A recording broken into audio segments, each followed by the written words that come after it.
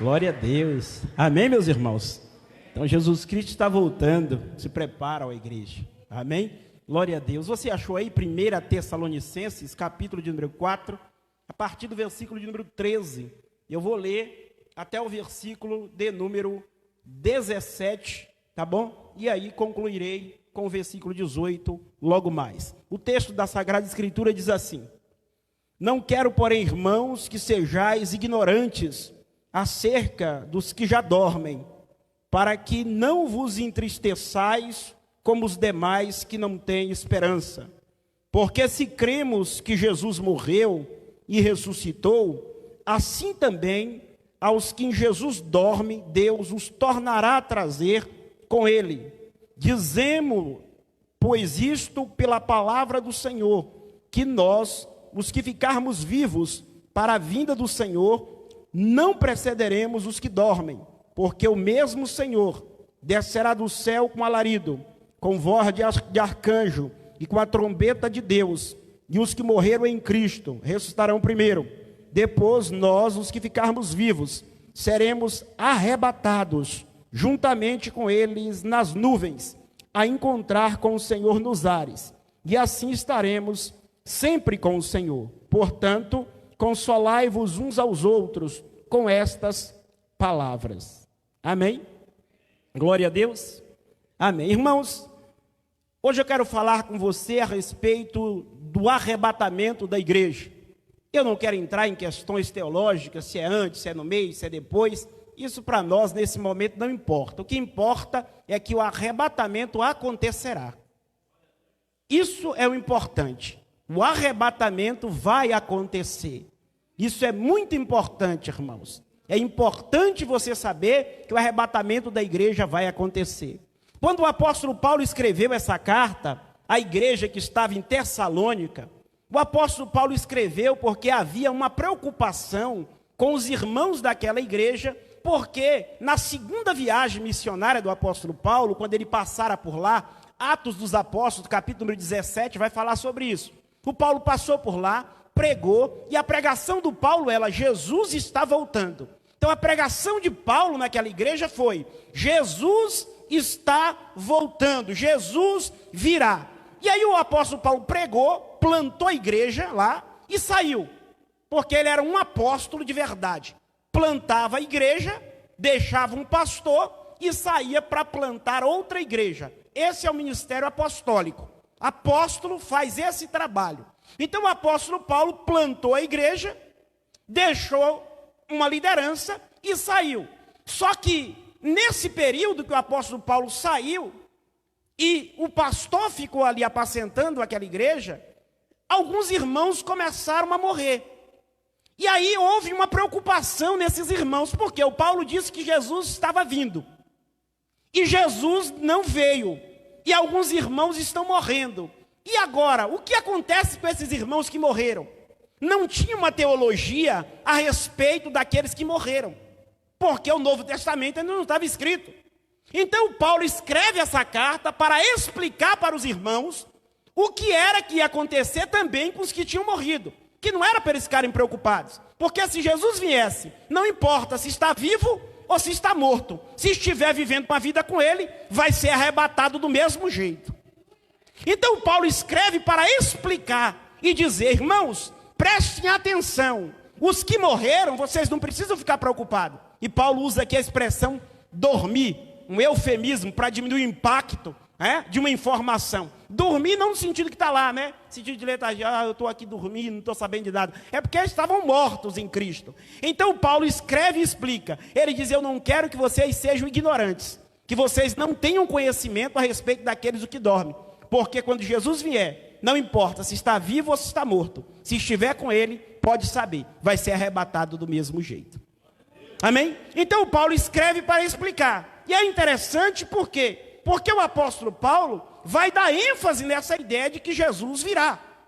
E nessa noite o desafio aqui não é provar para você que Jesus vem, porque isso ele vem, não importa. Se você crê, ele vem. E se você não crê, ele vem do mesmo jeito. Se você acreditar, ele vai voltar. E se eu não acreditar, pastor, também não tem problema, ele vai voltar do mesmo jeito. O desafio aqui nessa noite não é dizer Jesus vem, porque isso ele vem. é como estaremos quando ele se manifestar. Então a preocupação nessa noite, a reflexão, não parte se ele vem ou não, porque isso é fato. A palavra diz isso, e eu preciso crer nela. E se eu não crer, ele vai vir do mesmo jeito. Então a ideia aqui, o ponto de reflexão é: quando ele vier, como eu estarei para a sua vinda? E se pudesse vir agora, como você está nessa noite? Como você está para se encontrar com o seu Senhor? Será que se a trombeta, que é figurativa, tocasse, você subiria agora? Será que se ele viesse buscar você hoje, como você estará para o arrebatamento? Então nessa noite eu quero refletir com você, de não se ele vem ou não, de como estamos quando ele se manifestar. Ou como estaremos quando ele se manifestar. Então nessa noite eu quero pensar com você a respeito disso. Muitas pessoas, elas têm encarado a vinda do Senhor do Jesus com medo. Muito medo. A gente diz para elas: Jesus está voltando. Não, pastor, pelo amor de Deus, agora não. Meu Deus do céu, deixa para fosse amanhã e depois da manhã. Não. Tem gente com medo, irmãos, da volta de Jesus. Outros encaram a volta de Jesus com descaso. 2 de Pedro 2, 2 e 3 diz que alguns blasfemam, escarnecem, dizendo: cadê esse Senhor que desde os tempos antigos vocês vivem dizendo que ele vai voltar? Tem gente assim. Já tem outros que estão igual o apóstolo Paulo. Em 2 Timóteo 4 e 10. 8, 9 e 10 ele diz assim: a coroa da justiça está para mim reservada, não só para mim, mas para todos aqueles que amam a vinda do Senhor Jesus. Então nós, igreja do Senhor, não podemos ficar com medo da vinda, não podemos tratar a vinda dele com descaso, mas nós temos que amar a vinda do Senhor. Amar a vinda do nosso Senhor, irmãos. Ame a vinda do Senhor, não tenha medo e não trate com descaso. O tempo está passando, mas a promessa é fiel. O que prometeu vai voltar para buscar a sua igreja. Ei, irmãos, ele vai vir. E eu estou aguardando.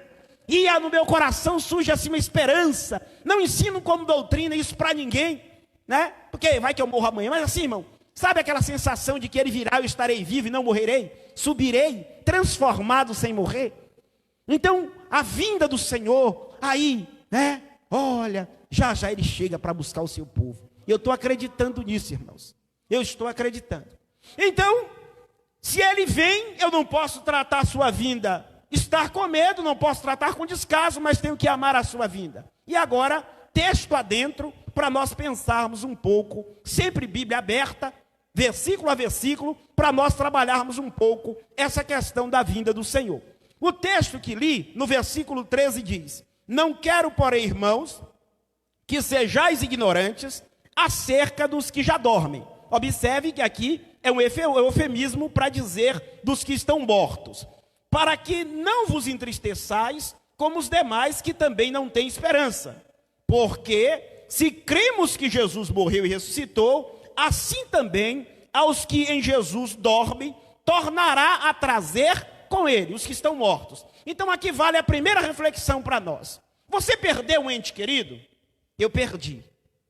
Você perdeu alguém que você amava, mas você sabe que era de Deus? Eu perdi. Você também perdeu. Então, aqui o apóstolo Paulo, ele diz assim: não se entristeça não, porque quando Jesus vier arrebatar, o primeiro a ser transformado para subir é ele. Se você estiver vivo, você nem vai preceder ele, ele vai preceder você. Ele provará do poder transformador do Espírito primeiro do que você, e aí sim, logo mais você e ele encontrará-se com Jesus entre as nuvens para a glória de Deus. Então eu sei que a dor da perda é grande para todos nós, porque perder nunca é fácil. Mas aqueles que morreram em Cristo estão melhor do que eu e você que aqui está. Então essa é uma alegria que muitas das vezes pode confortar e trazer regozijo ao coração quando nós perdemos os nossos entes queridos. O Paulo está dizendo para aquela igreja: morreu, morreu, fica tranquilo, porque quando ele voltar, ele vai ressuscitar essa turma e vai ser uma benção. Adiante o texto diz um pouco mais. Olha só: versículo de número 15. Dizemos-nos, pois, pela palavra do Senhor, que nós, os que ficarmos vivos para a vinda do Senhor, não precederemos os que dormem. Observe, e eu quero me ater aqui à palavra vinda, vinda do Senhor. Observe que o apóstolo Paulo, ele está dentro de uma cultura greco-romana. Quando eu digo greco-romana, eu digo por quê? Porque Roma domina esse ambiente de forma política naquele momento. Mas quem domina culturalmente aquele espaço é a Grécia. Então a cultura é grega e romana ao mesmo tempo. Então eu tenho um poder político romano dominando e tenho um poder grego cultural dominando aquela geração. Então Paulo escreve dentro dessa cultura greco-romana e ele usa a palavra vinda. A palavra vinda que ele usa aqui é parousia. O que era uma parousia? Eu vou explicar para você. Preste atenção. Uma parousia era mais ou menos isso aqui, ó. Faz de conta que nós temos o presidente da República, que é uma pessoa importante, um potentado, uma autoridade. Então, quando o presidente da República, eu vou usar ele como expressão aqui e exemplo, iria visitar um lugar, o que era que acontecia?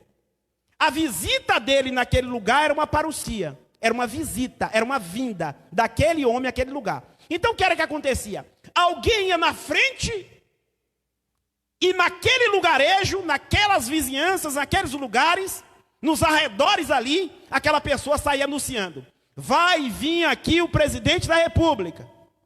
Aí o que era que o pessoal fazia? O pessoal pegava então, já começava a preparar o lugar e preparar suas vidas para receber aquele potentado. Isso era uma parousia. O apóstolo Paulo, ele toma essa ideia emprestada. E aí aplica-se a nós também, irmãos. Quem vai vir não é o presidente da República. Quem vai vir nos buscar é o Rei dos Reis e o Senhor dos Senhores. E aí, será que nós vamos ficar desatentos? De qualquer jeito, vou dar de ombro, vou empurrar. Que não sei o quê. Não, irmãos. Não, de maneira alguma. Quem virá aqui para nos levar é o Rei dos Reis e o Senhor dos Senhores.